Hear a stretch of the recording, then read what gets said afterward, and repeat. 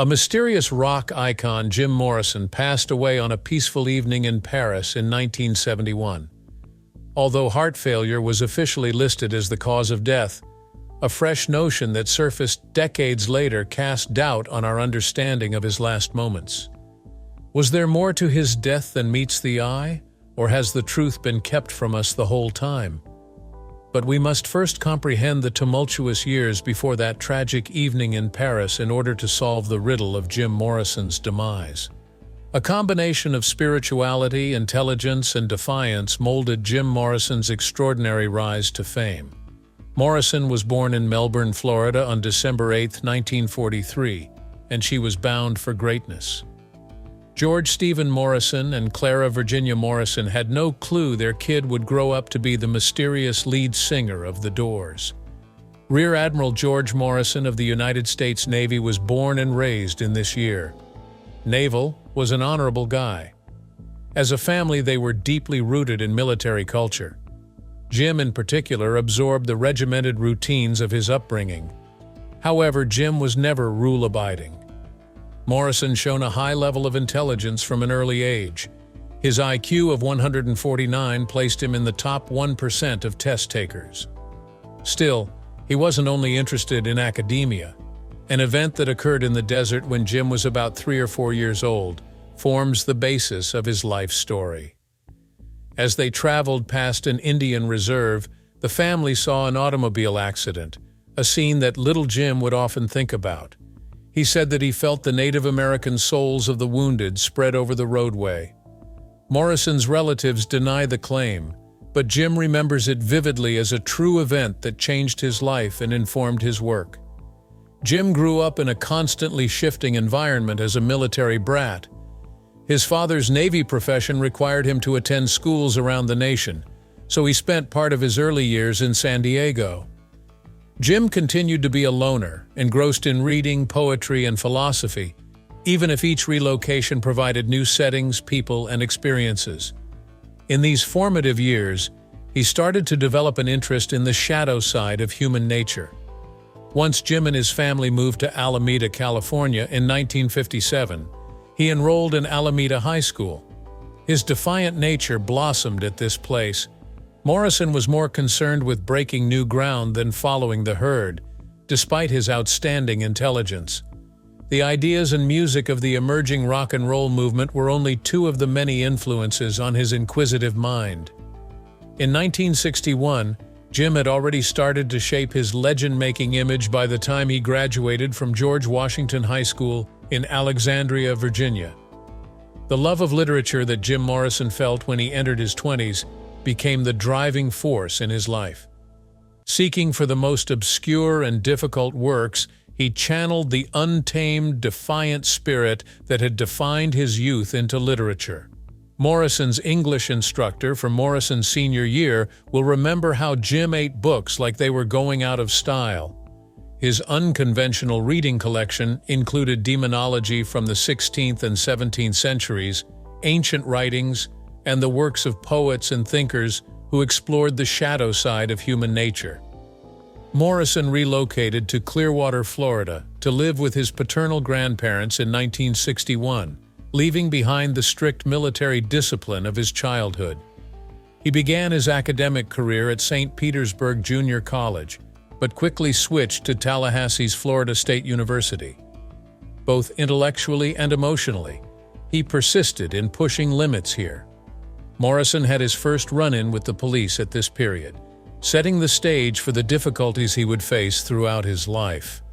The underage student was taken into custody during a Florida State Seminoles football game on September 28, 1963, on charges of intoxication and disorderly conduct. Petty theft and disturbing the peace were the charges against Morrison. Morrison was still not satisfied with his need for knowledge even with all these diversions. Friedrich Nietzsche's ideas, William S. Burroughs' rambling genius, and Arthur Rimbaud's evocative poetry were all soaked in by his inquisitive mind. Morrison regarded himself as a living incarnation of this duality, the struggle between order and chaos, that Nietzsche explored in his writings. Morrison would subsequently draw inspiration for her literary approach from the writings of the French symbolists, especially Rimbaud, whose poems would enchant millions. Books weren't the only place Morrison found literary inspiration. Later that year, in 1964, he made yet another change of school, this time to UCLA. Here, at the epicenter of the emerging counterculture, Morrison's creative vision started to take shape. He enrolled in a film school and dove headfirst into the cinematic universe. But it was an Antonin Artaud class that stole his heart. The surrealist theater of Antonin Artaud resonated with Morrison's creative sensibilities because of its focus on violent, graphic images. New avenues for his artistic expression were unveiled by this epiphany. Morrison finished his bachelor's degree in 1965 after immersing himself in the filmmaking scene at UCLA. Among his many short films is First Love, a collaboration with his roommate Max Schwartz. Jim Morrison was prepared to dive headfirst into the carefree, wild scene of Venice Beach in the summer of 1965, just after graduating from UCLA's film school. Morrison did his best to live the bohemian life when he was a resident at a building owned by his classmate Dennis Jacobs. He started to focus his creative energies on penning the songs that would come to characterize the Doors here, under the expansive California sky. From these rooftop sessions, Morrison crafted hits like Moonlight Drive and Hello, I Love You, while subsisting on LSD and canned beans. Ray Manzarek and I had a fortuitous meeting on Venice Beach that summer, and it changed the trajectory of rock music forever. The lyrical contemplations of Morrison immediately enchanted Manzarek, who had been a fellow UCLA student. When he met Morrison, Manzarek felt he had discovered a soulmate, someone who could channel the primal ferocity of rock into something more deep and ethereal. As a group, they were known as the Doors, a moniker borrowed from William Blake's "If the doors of perception were cleansed, everything would appear infinite," and Aldous Huxley's work, The Doors of Vision. The Doors went from being a duo to a full-fledged band in no time. Robbie Krieger on guitar and John Densmore on drums both joined, and their individual skills were a welcome addition. The three artists met via their mutual interest in the meditation techniques developed by Maharishi Mahesh Yogi. Still, Morrison avoided these religious odysseys in favor of delving farther into his own psychedelic and dark philosophical-fueled inner reality. It was immediately apparent that Morrison was the band's songwriter, vocalist, and leader. Krieger was instrumental on many Doors songs like Light My Fire and Love Me Two Times, but Morrison's lyrics and vocal melodies were what really made the band tick. His charisma was contagious, even though he didn't perform any musical instruments. Morrison was a master of the spotlight, whether she was playing the tambourine or maracas. On Orange County Suite, he played a grand piano, while on Strange Days he used a Moog synth. He also dabbled in studio improvisation from time to time. The counterculture idols of Morrison's era had a significant impact on her look, which started to take form in May 1966. He went to a Velvet Underground show in LA, and Andy Warhol said afterwards that dancer Gerard Malanga was the one who inspired Morrison's black leather outfit. Krieger and Manzarek were among those who thought Morrison was emulating Marlon Brando from The Fugitive Kind with the leather trousers. Whatever the case may be, Morrison's style became instantly recognizable as an outstanding example of how to combine dark, gloomy atmosphere with raw sexuality. The Doors started playing regularly at the Whiskey A Go Go in June 1966, opening for them, a band by Van Morrison. It didn't take long for Jim Morrison to absorb his near-namesake stagecraft and learn how to channel his own energy into a terrifying but fascinating performance. When the two Morrisons and their bands had a jam session on Gloria, it was an unforgettable experience for the teenage lead singer. After the fact, Van Morrison praised Jim, calling him really raw, and admitted that Jim was completely at ease performing. Quickly, the band became famous. After the Doors signed with Elektra Records in 1967, their breakthrough came in 1967 with the release of Light My Fire, a single that would go on to spend 3 weeks atop the Billboard Hot 100 list and thrust the band into the national spotlight. Morrison, ever the rebel, refused to comply with the censor's demands that she alter the words of "Light My Fire" during their unforgettable performance on The Ed Sullivan Show the same year. Sullivan insisted on changing the line, "Girl, we couldn't get much higher," since it was thought to be a reference to drugs. When 1968 rolled around, the Doors had really broken through. Their psychedelic rock and blues sound was on full display on Strange Days, their second studio album. The intensity and unpredictability of Morrison's performances increased. Even more so than before, his theatrical persona exuded an aura of menace. In the midst of a New Haven performance that December, Morrison was taken into custody for indecency while performing in Connecticut after discussing an event that occurred backstage with a police officer. His arrest heightened his mystique and portrayed him as the epitome of a rock and roll renegade. As the Doors maintained their dominance in the music industry, Morrison's private life descended into anarchy. His looks and relationships with the band were suffering as a result of his excessive drinking and unpredictable conduct. The singer, who had been slim and young before, started to put on weight, grow a beard, and seem less put together. Morrison continued to be an influential creative force, steering the Doors through some of their most daring ventures, even as the unrest grew.